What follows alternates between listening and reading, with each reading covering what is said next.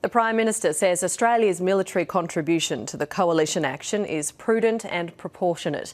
But the size and the open-ended nature of the deployment will have a significant impact on ADF resources and on future military planning and policy.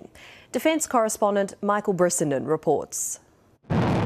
As with past military engagements in Iraq, this is a coalition of the willing. But there are important differences between now and 2003. There will be no Western troops other than special forces, trainers and advisors on the ground, and the coalition is already far more diverse.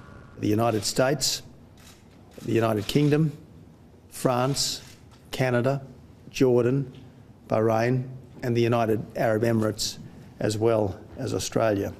A special UN meeting in New York on September the 24th could well see that coalition broaden further. Australia's commitment is described as significant but appropriate. We now have a fairly substantial amount of work to do in planning to undertake this deployment, and that'll include very careful mission planning, force preparation, intelligence gathering and, importantly, force protection measures for our force. The deployment will include 8 Super Hornet aircraft, an early warning and control aircraft and an aerial refuelling aircraft. A total of 600 ADF personnel will be sent within a week to the Al Minhad base in the United Arab Emirates. 400 Air Force personnel and another 200 that will include a contingent of special forces, military advisors and trainers.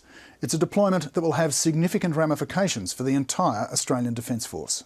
If we've got 600 people on the ground, we're talking about 1,800 troops who are going to be in the rotation cycle.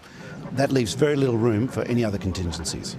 The sort of deployment and the open-ended nature of the commitment has also led some to draw comparisons with a much earlier military engagement. The Vietnam comparison is odious, but there are some parallels about our involvement there and the fact that we don't have a clear end state in mind. This deployment may have wider policy implications as well. The ADF had been repositioning after more than a decade of Middle East conflict. The last Defence White Paper put emphasis on returning to our region. A new White Paper is currently being written and is expected early next year. Michael Brissenden, ABC News, Canberra.